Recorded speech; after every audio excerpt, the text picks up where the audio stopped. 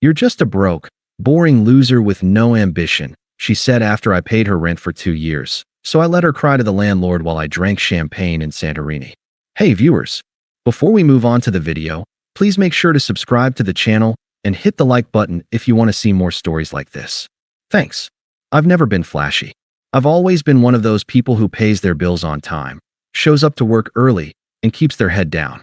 I work in cybersecurity, not glamorous, but it pays the bills, and I'm good at it. Steady, reliable, the kind of guy who never cheats, never lies, and never lets the people he loves go without. So when I met Vanessa 3 years ago, I thought I had won the damn lottery. She was everything I wasn't: loud, exciting, full of life. She had this social media following that seemed to worship her, mostly for her looks, let's be honest. I met her through a friend, and within 2 weeks, she was already crashing at my place more than hers. Her apartment was too small, too loud, too depressing, and I was too nice to say no. She worked freelance, mostly photography gigs that were inconsistent at best, and a lot of branding partnerships that never seemed to pay real money. But I didn't mind. At first, I felt like I was lucky just to be with her. If covering her rent for a few months helped her get on her feet, I was happy to do it. A few months turned into a year. Then 2. Rent, utilities, Uber rides, hair appointments. Once she asked me to cover her laser treatments because it's part of the image. I didn't blink. I thought that's what love looked like, sacrifice. But love wasn't what she gave back. It was subtle at first. She stopped holding my hand in public. She wouldn't tag me in photos anymore. She said her followers didn't need to know everything. When I'd come home from work, she'd barely look up from her phone. Every conversation turned into a monologue about her goals, her content ideas, her platform. I still tried to be supportive. Still paid the rent. Still cooked for us. Still cleaned. But the more I gave, the less I seemed to matter. Then came the night that flipped the switch. We were out at this rooftop bar in the city. One of her influencer friends had invited us, or rather, invited her and tolerated me showing up.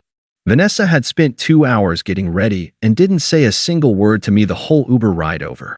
I remember standing beside her as she laughed with 2 guys I didn't recognize. They were talking about wealth, energy, and flying private. One of them had a Rolex so shiny it was basically a mirror. I went to grab us drinks. When I came back, she didn't even acknowledge me. Just took her drink without looking up. Later that night, when we were finally alone, I told her it bothered me, the way she ignored me, the way she acted like I was invisible when someone flashier was around. She scoffed, not even angry, just dismissive. "You're just a broke, boring loser with no ambition," she said, taking off her earrings like it was just another Tuesday. "I've outgrown this. I need someone who can match my lifestyle." "You're not it." She said it with zero emotion. No regret. No hesitation. Like she hadn't lived in my apartment rent-free for 2 years. Like I hadn't paid for her groceries, her nails, her Uber rides to brunch with girls who didn't even know my name. I didn't yell. Didn't cry. Didn't argue. I just sat there, staring at the person I thought I knew, realizing that she didn't see me as a boyfriend. She saw me as a wallet with a pulse. That night, I decided I was done being the broke loser. Not by trying to win her back. By removing myself from the story entirely. She didn't move out. That was the craziest part. After calling me a broke, boring loser with no ambition, she just went to bed. In my bed. Like she expected everything to carry on exactly the same. And maybe, for a second, she was right, because I didn't say anything. I didn't tell her to leave. I didn't cancel anything. I just watched. For the next week, I kept quiet. I paid for dinner when we went out, transferred the rent like I always did, and nodded while she ranted about how tired she was from editing content. But every time she opened her mouth, it was like background noise. Something had snapped in me, something permanent. I stopped seeing her as the woman I loved. I started seeing her as the weight I had been carrying. She didn't notice. Of course she didn't. She was too busy posing for mirror selfies and flirting with club promoters in her DMs. I checked her phone once. I know I shouldn't have, but I did. She hadn't even bothered to delete the messages. A couple blue checks, some thirsty finance bros, and one guy who offered to fly her to Dubai for a collab. I didn't confront her. Not yet. Instead, I started making plans. First thing I did was remove my name from the auto-pay on the lease. I was technically the guarantor. She didn't make enough to qualify, but the account was in her name. It had been that way since the second year, after she convinced me it would empower her to feel like it was her place too. Fine. Empowerment was coming.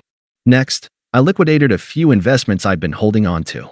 Nothing major, just enough to fund what I had in mind.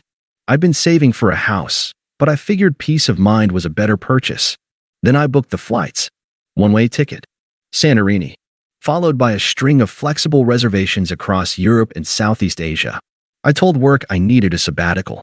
My boss had known me for years and said yes without hesitation. Go find your joy, man, he said. So I did. The day before rent was due, she asked if I could Venmo her, like usual. I told her I'd do it later. I didn't. I packed my bags that night while she was out at some influencer event. I took my laptop, passport, and the clothes that mattered. Left the rest. Even left the couch I bought. Let her sit on it while she figured out how to pay for the roof over her head. I left the key on the kitchen counter. I didn't leave a note. She found out I was gone 2 days later when the landlord called her about the late rent, and I posted a photo on Instagram. Glass of champagne. Cliffside infinity pool. Caption: turns out, I can afford the lifestyle, just not with you in it. She texted me 5 minutes later. Are you serious right now? What the hell is this? Did you seriously just abandon me? You're a selfish piece of sh*t. I can't believe you'd do this to me after everything I gave you. Everything she gave me. That one made me laugh. I didn't reply. I muted her and went for a swim. The next day, she posted a crying selfie on her story with some fake deep quote about betrayal and realizing people only love you when they benefit. People ate it up. Her followers flooded her comments with support. They didn't know she hadn't paid her own rent in 2 years. But she was about to find out what her independent lifestyle looked like without someone funding the fantasy. 3 days after I landed in Greece, her mom messaged me. I hadn't heard from her in over a year, not since the Christmas where I bought Vanessa that iPad she needed for editing and her mom called me a keeper. Now she was writing to ask if I could please help Vanessa get back on her feet. Apparently, she hadn't told her family that I'd been paying her rent. She'd let them believe she was self-made, that all the beauty and travel and Instagram-worthy living was thanks to her hustle. But now that she was staring down eviction and overdraft fees, the fantasy was unraveling. I didn't reply to her mom either. I wasn't angry, just done. Done cleaning up her messes. Done being the invisible man funding her lifestyle while she treated me like a parasite. Meanwhile, I was finally breathing again. Every morning in Santorini, I woke up to the sun pouring through the balcony windows. I drank coffee that didn't taste like resentment. I didn't check my phone hoping for warmth that wasn't coming. I just lived. I started reading again, swimming again, talking to strangers who didn't know my name, and didn't care how much money I made or what I could buy for them. Vanessa, on the other hand, was unraveling in real time. Her social media went from curated luxury shots to vague, dramatic text posts. Some people are only loyal when it benefits them. Never again will I depend on anyone but myself. Broke men stay mad. The irony was delicious. Then came the post that told me everything I needed to know. It was a screenshot of an email, a final notice from her landlord. It said her payment was overdue and the eviction process would begin within 5 days if the balance wasn't resolved. She had posted it with a caption, "After everything I gave to this man, this is what he left me with." She turned off the comments, of course. Wouldn't want her followers asking why a successful, independent creator couldn't afford her own rent. But I didn't need to comment. I had already said everything I needed to say by saying nothing at all. I checked our mutual stories out of curiosity. A few of her friends had started to distance themselves. One even posted a meme about living within your means that felt a little too targeted to be coincidence. Another had removed all photos with her from her feed. That's the thing about people like Vanessa, they only shine when someone else is holding the spotlight for them. And once that light is gone, the shadows show up fast. She tried texting again a week later. No apology. No accountability. Just a string of messages like a toddler having a tantrum. Hope your little vacation is worth destroying someone's life over. This is actually financial abuse, in case you didn't know. My lawyer says you're responsible for part of this. You could have at least had the balls to break up with me like a man. Break up with her? As far as I was concerned, that happened the moment she looked me in the eye and said, "You're just a broke, boring loser with no ambition." That was the moment she stopped being my girlfriend and started being a liability. So no, I wasn't going to explain myself. I wasn't going to fund her rebound. I wasn't going to swoop in and fix the mess she built on top of my money and my kindness. Somewhere between her third selfie and her fourth lie, she forgot I was the one keeping her world from collapsing. So I stepped back and let gravity do what it does best. By the time I touched down in Rome, I had stopped checking her page. Not because I didn't care, but because I no longer needed to. There's something peaceful about watching someone fall apart and realizing it's no longer your job to stop them from hitting the ground. I had spent 2 years holding Vanessa's life together while she stood on my shoulders and complained about the view. Now she was flailing, and I was sipping espresso in Trastevere with strangers who actually laughed at my jokes. But the universe has a funny way of keeping you updated whether you want to be or not. I was sitting in a tiny Roman cafe, scrolling through messages from old friends, people I hadn't talked to in ages who were suddenly just checking in now that I'd gone rogue, when I got a DM from someone unexpected. Jessica, Vanessa's friend. Well, ex-friend now, I guess. We had barely spoken in the past. She always struck me as the type to go wherever the clout was. But her message was blunt, not trying to get involved. But you deserve to know what she's been saying about you behind your back, especially after everything you did for her. Attached were screenshots. Dozens of them. Texts, group chats, DMs. All of them between Vanessa and a rotating cast of her boss babe inner circle. And every single one was worse than the last. He's basically my unpaid assistant at this point. I'd leave, but he still pays the rent, so whatever, lol. I just need to find a guy who can actually take me places. This one's a placeholder. He thinks buying me groceries is providing. It's giving struggle. That last one hit like a brick. Because I remembered that grocery trip. She had called me in the middle of a 10-hour shift to ask if I could pick up oat milk, tampons, and fresh fruit so she could film what I eat in a day reel before the light disappeared. I rushed. I missed my lunch break. I even ran across traffic to catch the earlier bus. And she called that struggle. Jessica added one more message before I could even reply. She thought you'd keep paying even after she dumped you. She's been saying for months that you were too weak to walk away. Guess she was wrong. Damn right, she was. I thanked Jessica, closed the chat, and smiled, not out of spite, but relief. It's one thing to suspect someone never loved you. It's another to see it confirmed in her own words. Later that night, I posted a new photo. Nothing fancy, just a quiet shot of me overlooking the Colosseum at sunset. Caption: funny how quickly people forget who kept the lights on. She saw it. I know she did, because a minute later, she posted one of those black screen, taking a break from social media to focus on healing stories. Translation: she was out of money, out of sympathy, and out of people willing to listen to her cry about being abandoned by the guy she publicly mocked. I gave her everything. Time, money, loyalty, silence. And when I finally gave her nothing, the mask slipped. Let her heal. Let her blame me. Let her cry to the landlord or her followers or whatever sugar daddy she thinks will rescue her next. I'm done playing sponsor to someone who thought I was beneath her while living off my bank account. 2 weeks later, she was officially evicted. I didn't hear it from her, obviously. I heard it from a mutual friend who still followed her on a burner account and couldn't wait to spill the tea. Apparently, she posted a long, dramatic caption with some filtered photo of herself in an empty apartment, sitting on the floor like a scene from a breakup music video.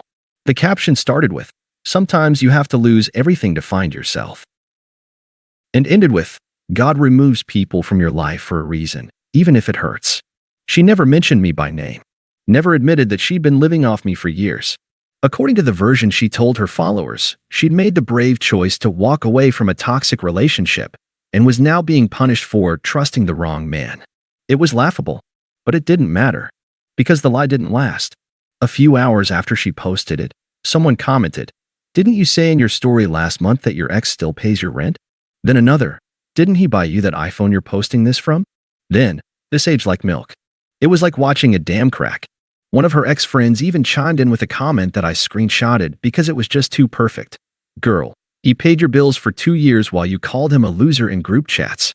Now you're playing victim? Be serious." She deleted the post within the hour, then locked her account. I didn't say a word, didn't jump in, didn't defend myself. I didn't need to. The receipts were already out there. Her reputation as the independent baddie had taken a direct hit, and for once, people weren't buying the polished victim act. Meanwhile, I had extended my trip. I spent a week in Switzerland hiking through places that looked like they belonged on postcards. Booked a train to Amsterdam. Made friends in hostels. Spent nights under stars instead of under stress. And the more distance I got, the more I realized just how small she really was. Vanessa thought she was the main character, but she was just a subplot in the part of my life I've outgrown. She used to tell me I was boring, unambitious, not enough. But here's the truth. I was never broke, just generous. Never boring, just stable. Never beneath her, just the only one willing to carry her weight. Until I stopped. And now, she's crying about eviction. And I'm drinking wine on a rooftop in Lisbon with strangers who don't know a damn thing about her. And it's perfect. It's been 4 months now. Vanessa hasn't tried to contact me since the eviction. No calls. No texts. No half-assed apologies. Just silence, the same kind I gave her when she needed me to bail her out one last time. I heard she moved back in with her mom. Apparently, she's rebuilding and focusing on a rebrand. I don't follow her anymore, but people still send me screenshots sometimes, out of spite, curiosity, or because they think I need the reminder. I don't need to see her pretending to meditate with rented crystals or selling discount fitness plans to teenage girls while pretending her world didn't collapse the moment I stepped out of it. Because here's what I've realized. When someone's entire identity is built on appearances, the worst thing you can do isn't scream or fight or try to get even. The worst thing you can do is leave. Leave them alone with their fake friends, their inflated ego, and their unpaid bills. Leave them without the audience they took for granted. Leave them in a life they swore they deserved, but could never afford without your support. I don't hate her anymore. I'm not angry. I'm not hurt. I'm just done. Because for the first time in years, I wake up in places I actually want to be, surrounded by people who don't need me to fund their fantasy. And sometimes, when I sit at some rooftop bar with a view of a skyline I've never seen before, I remember that night she looked at me like I was nothing and said, "You're just a broke, boring loser with no ambition." And I laugh. Because now she's sleeping on her mom's couch. And I'm halfway through planning my next trip, this time to New Zealand. Funny how ambition works, huh? Thanks for watching. Make sure to subscribe to the channel and hit the like button.